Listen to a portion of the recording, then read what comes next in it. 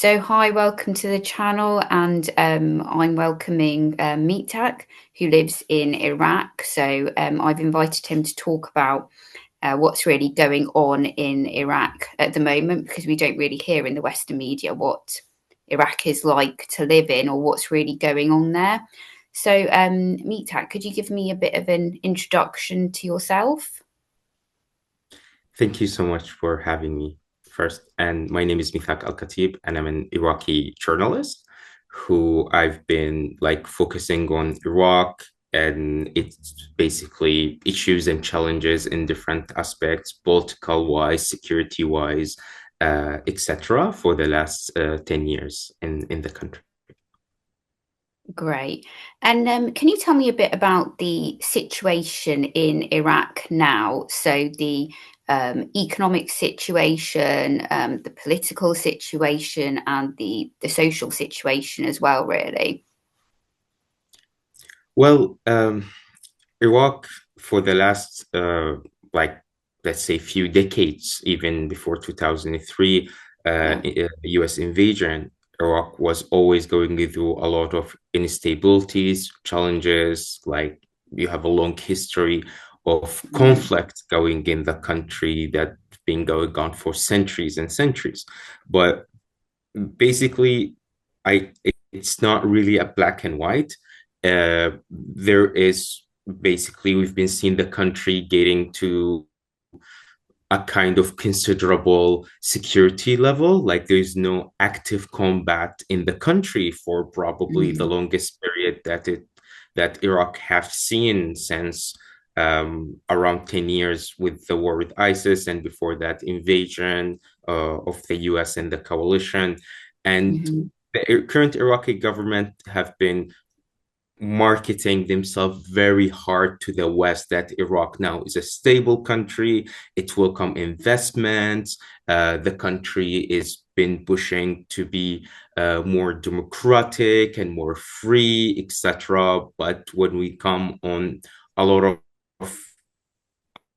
aspects in Iraq and its different parts, we finally find a lot of false and not true concrete things on the ground, like freedom of speech in Iraq have been getting really decreased with harsher laws and procedures, imprisonment, um, assassinations of academics, researchers, kidnapping, Mhm. threats by armed groups.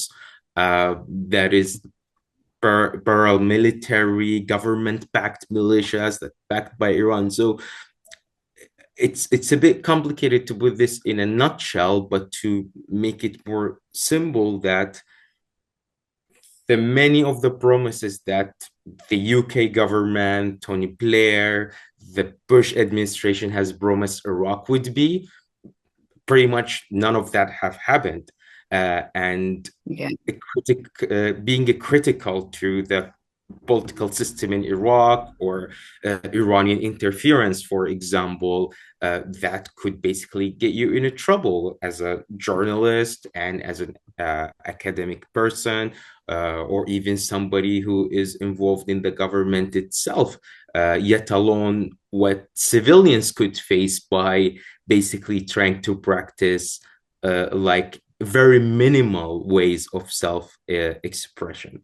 In terms of economy, with this relative safety in Iraq, there is a lot of like local internal development that is happening in terms of complex buildings, apartments, Yeah. residential areas, but also this is as being marketed as a progress. It also involves a lot of corruption, money laundering. It's not Yeah. subsidized houses or projects. It's just luxury apartments that are being built on mainly government lands by the idea of like easing investments for investors, and then these lands get to be Yeah. taken by the companies, and then people cannot afford these apartments. Yeah. Uh, Sorry, this is just the yeah. out of interest, are those companies foreign companies or are they Iraqi? Are they foreign investment companies There or are they there is Iraqi? companies. There's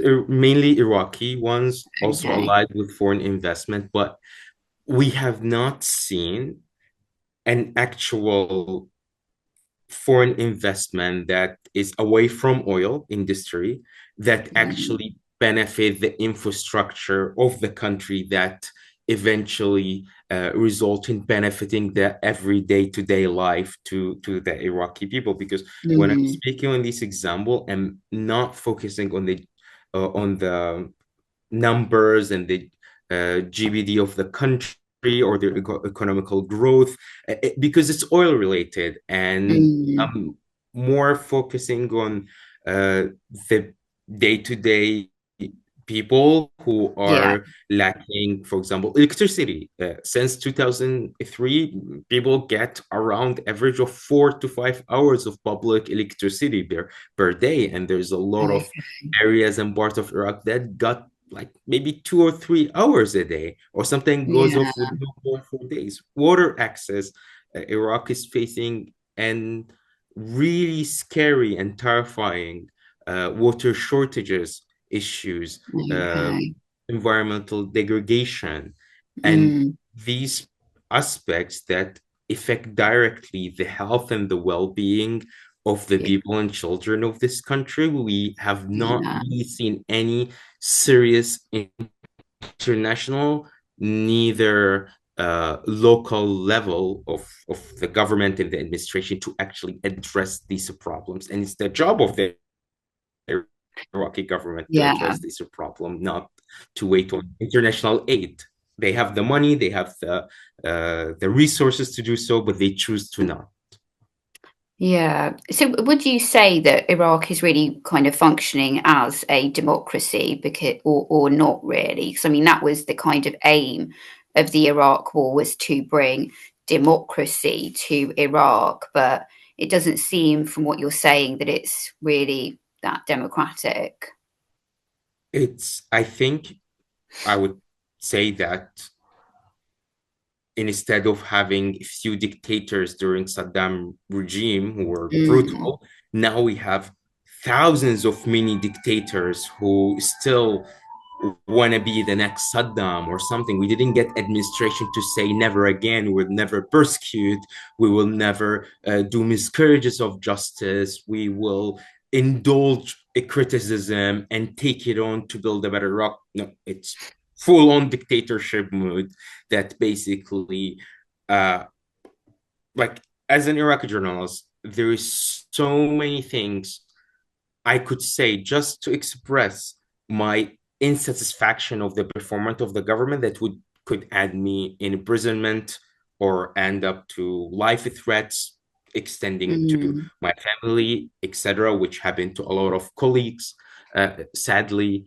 And Iraqis are not accessing the basic rights that's supposed to be ensured by any state that could be close to call themselves democratic, like no fair political representation. Iraq is one of the highest countries in the world in the level of corruption. mm, Um, there is no strategic political work have been done in the last 20 years. For example, like the main source of Iraq water to rivers is coming through Turkey. yeah. In the last like 20, 30 years, neighboring countries around Iraq that has a share of this water access, like Turkey, Syria, Iran, has built around 300 dams to contain and to basically strategically invest this water for their strategic benefits. Iraq has built almost none, and Mm. now over 82% of Iraq water is being controlled by neighboring countries, not by Iraq itself. Okay, okay, that's quite a scary situation then for Iraq. Yeah. And one last thing that basically in the last 2 decades that uh, Iraq or the new Iraq has not find a way to break away its economy from oil when over Mm, like 90 something percent of Iraq economy is just based on selling oil, getting money, Yeah. and pay for over uh, 8 million public employees where are only productive in their work according to the World Bank for 17 minutes per day of productivity that Mm, Iraq pays salaries for. And when oil prices goes down, Iraq struggles and have to borrow to pay these salaries. So just a yeah. shallow economy country to make it more in a simple term, basically. Because I think, going back to the 2003 invasion and, Britain and Americans' actions in that regard, there are a lot of people in Britain that did really oppose what we were doing there. And, sadly, I don't think much has changed since that war when you see what happened in Libya, Ukraine now. And it is really sad to see. And although I don't think that Saddam was a perfect leader, I've kind of got the opinion that although he wasn't perfect, he was probably kind of he had a well placed role in leading Iraq. I mean, what do most people think? A lot of people, what do a lot of people think in Iraq themselves? Do they look back at those times and think it was that he was a good leader? Do they prefer the situation now? I know it's kind of hard to Well, say for everyone, but mm, well, there is a concern, or the time was much better, but this is usually comes when they be nostalgic of services. Basically, there was a, let's say, more functioning healthcare system, more functioning yeah, education system. There has been like agricultural progress happening in the country, support for agriculture. Basically, they more miss the function of the state than the man himself, I would argue. mm, And you yeah, have another okay, part who was mainly in south of Iraq and the Shia population who've been highly persecuted by this regime, would yeah, see definitely that they are more satisfied now, even with the dysfunctioning of the current governments, but yet they are not being arrested on in lawful orders and accusations or getting like deported or executed, etc. So, but basically, Iraq was have put into this only two choices for its people. Either you have Saddam or you have this. There's or you have an invasion. Like I think mm, there is somewhere for the Iraqis to choose in between only these two choices. I think Iraq should have been left alone to deal with its dictators by the people themselves. There has yeah, been highly reported in this like highly reported information about coup attempts inside the Iraqi government against Saddam, and there's have been some uprising by people. So it's for the Iraqis in the end to topple down yeah, Saddam okay, or have him. It's not a business of the US or the UK political basically agenda or intervention to deal with.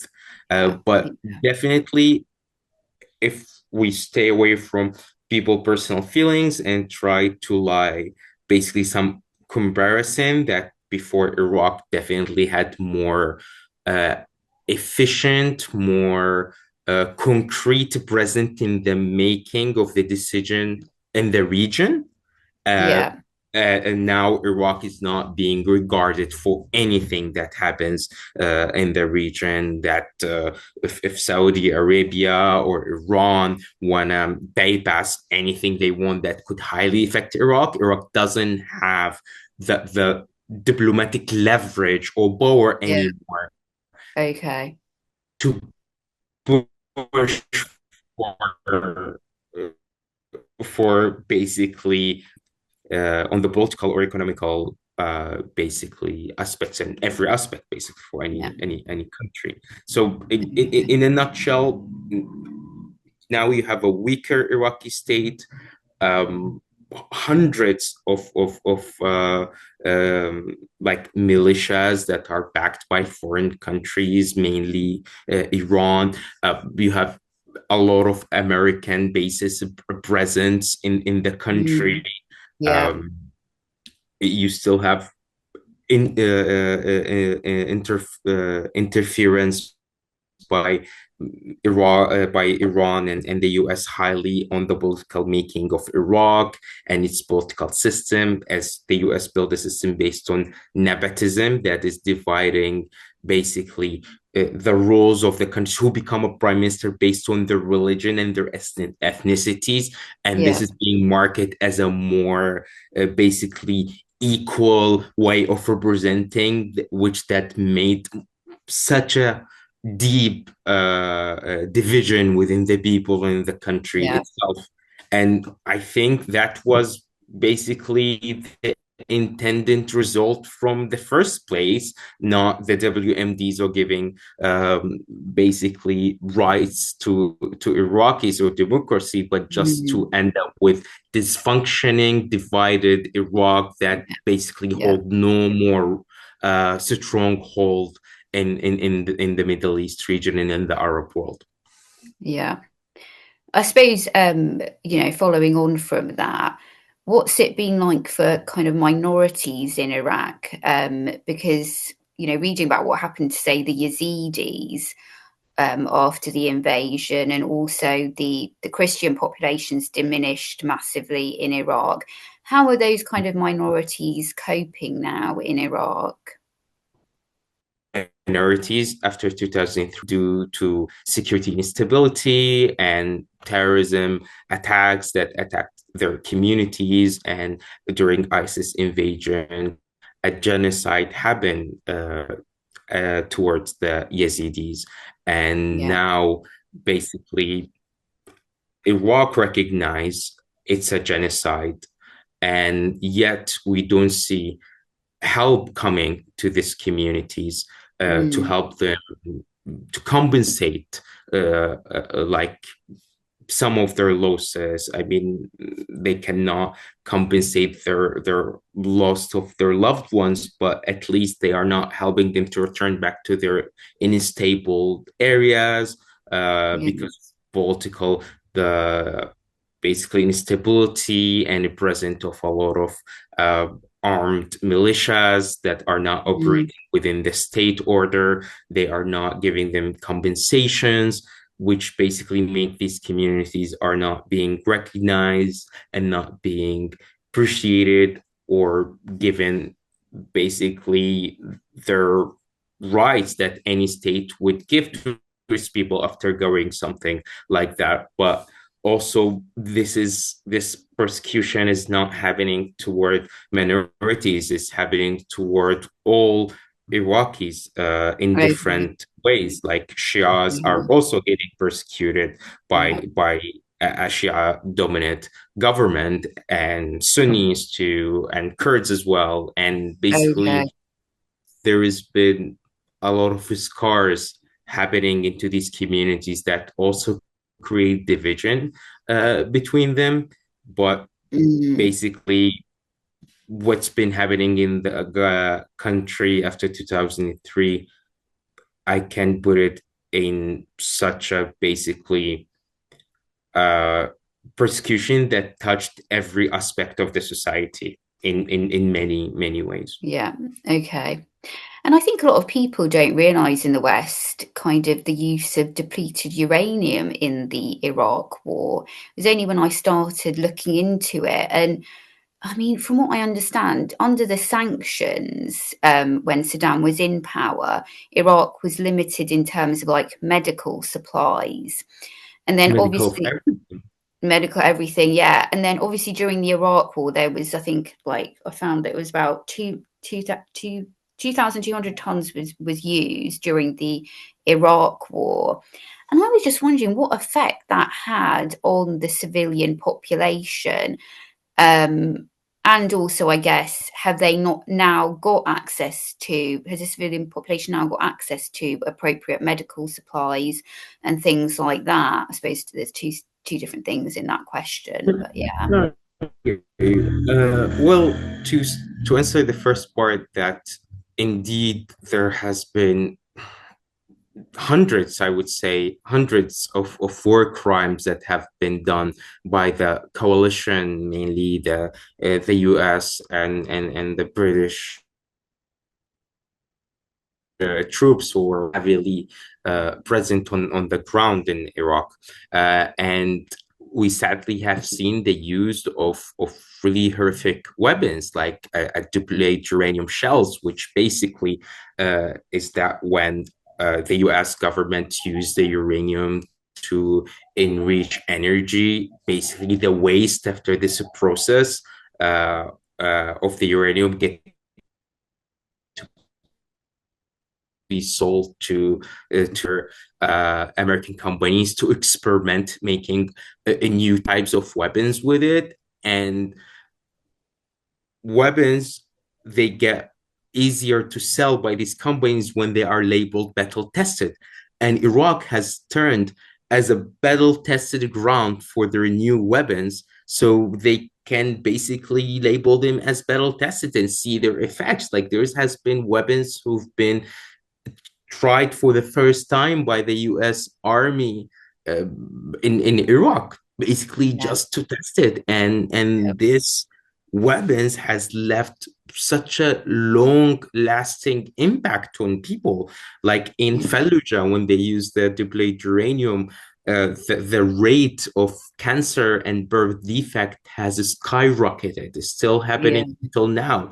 The thing Yeah. is, we cannot investigate this story as an Mm, international journalists, Iraqi journalists are being so restricted into looking into the long-lasting effect of the invasion in Iraq because the US government doesn't want to recognize any victims that are mm, linked directly to them, so they don't end up paying compensations, basically, yeah. in a way. So doctors who are still to this very day see birth defects in Fallujah and see links to the effects to the war that happened in 2004, like the battle of Fallujah, where a lot of Mhm. these weapons along phosphate were used.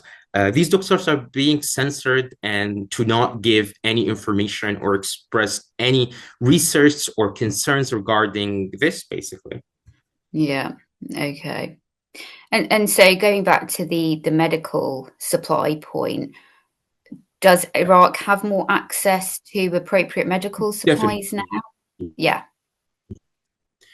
So basically, Iraq has an access to import and get all the medicine they want, but instead of being affected by blockade and enforced sections, now it's affected by corrupted governments and health Yeah. departments and internal policy that affect the delivery of this medicine to the Iraqis. But before, during the section, there is around like 1 million Iraqis deaths who are related directly and indirectly to the sanctions that was enforced in on Iraq during the 90s that blocked a lot Mm, of like such a necessary items to people, not just medicine, but baby formula yeah. and other life necessities, Mm, agricultural related or like medical devices and have a lot of lasting impact on Iraq as well. yeah. Okay. And I guess just finally, obviously, like Middle East in general is a very turbulent area. We've had, the change of government in Syria. We've had what's going on between Israel. We've had the strikes on Iran. How has Iraq been affected by all of these events? I know with the province, the Anbar province shares a border with Syria. So yeah, I was just wondering if there's been kind of any substantial serious effects from everything that's been happening elsewhere in the region. Well, Iraq, as its current government, I can see that they are highly stressed of the of the changes that is happening in Syria. And in my opinion and my knowledge, that is because the high dominance of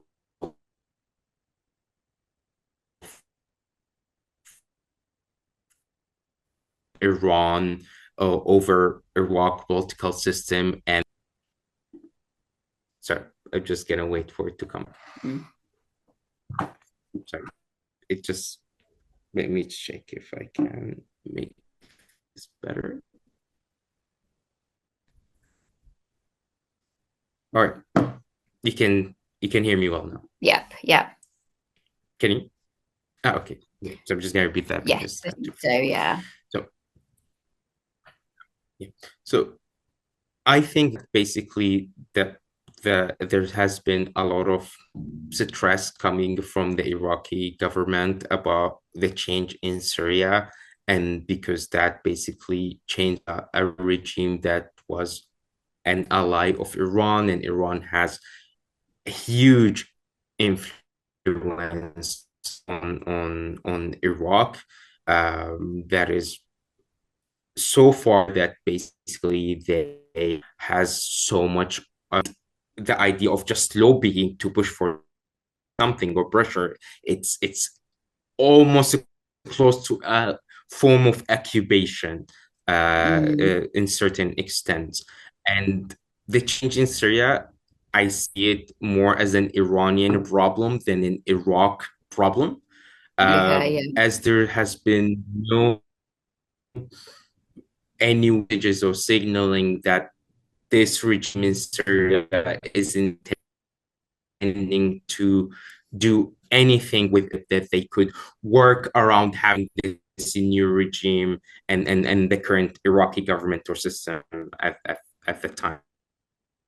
But again, Iraq really being considered as a major player in the regional affair, and basically Iraq position usually doesn't really matter to our and the Gulf in general and the Americans as well. yeah. Okay. It seems like America's aim to kind of make Iran less powerful in the region kind of backfired with the Iraq war because it seems like it's actually more powerful from what you're saying. Definitely, Mm, definitely that it's still a lot of people don't get their head around how did basically the US invaded Iraq to make it basically to benefit from this invasion and ending up just offering it to Iran in a in a simple terms. But in the end of the day, we would like to see Iraq that is having a normal relationship, legal relationship that happening between Iran and Iraq and Syria, sorry, and US and Iraq as well, like based on real uh, interests and basically a certain level of respect and consideration. But that yeah. is basically not really the case now. No. It's a Okay. toxic relationship between the two sides is not really benefiting Iraq to Right. be Yeah. an a country that has its own weight and can support its own people and actually help in stabilizing their Region. region. But everything that happened with the Israeli intervention and backed by the US is nothing but destabilize the region, and they continue to do so. Yeah. Yeah. Okay. Okay. Okay. Thank you for a really interesting conversation.